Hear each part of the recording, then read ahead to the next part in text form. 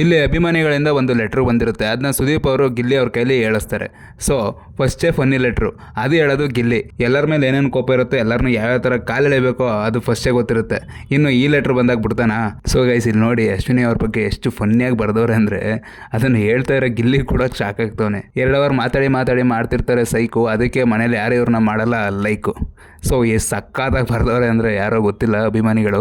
So ಮಸ್ತಾಗಿ ಬರೆದಿದ್ದಾರೆ. ಮತ್ತು ಲಾಸ್ಟಲ್ಲಿ ಸ್ಲೋಗನ್ ಬೇರೆ, ಡಮಾಲ್ ಡುಮಿಲ್ ಲಕ್ಕ ನೀನು ಆಚೆ ಹೋಗೋದು ಪಕ್ಕ ಅಂತೆ. ಆಮೇಲೆ ಕಾವ್ಯ ಬಗ್ಗೆ ಬರೆದಿದ್ದಾರೆ. ಕಾವ್ಯ ಬಗ್ಗೆ ಬರ್ದಿರೋದು ನೋಡಿ ಗಿಲ್ಲಿನೇ ಸೈಕಾಗ್ಬಿಟ್ಟ. ಸೊ ಕಾವ್ಯ ಅವ್ರ ಬಗ್ಗೆ ಹೇಳ್ತಾನೆ ನೋಡಿ, ಕಾವು ಕಾವು ಕಾವು ನೀನು ಗಿಲ್ಲಿನ ಅಣ್ಣ ಅಂದ್ಬಿಟ್ಟು ಯಾಕೆ ಅವ್ನಿಗೆ ಮಾಡ್ತೀಯ ನೋವು, ಡಮಾಲ್ ಡುಮಿಲ್ ಲಕ್ಕ ನೀನು ಇಲ್ಲೇ ಇರೋದು ಪಕ್ಕ. ಏನು ಸಖತ್ತಾಗಿ ಬರೆದಿದ್ದಾರಲ್ಲ, ಅದು ಯಾರು ಬರೆದ್ರು ನನಗಂತೂ ಗೊತ್ತಿಲ್ಲ ಅವರು.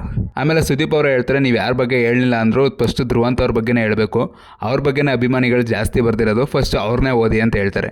ಸೊ ಗಿಲ್ಲಿ ಸುಮ್ಮನೆ ಬಿಡ್ತಾನ, ಫಸ್ಟೇ ಅವ್ನು ಉರ್ಸೋದ್ರಲ್ಲಿ ಎಕ್ಸ್ಪರ್ಟು ಇವನು ಬಿಡ್ತಾನ.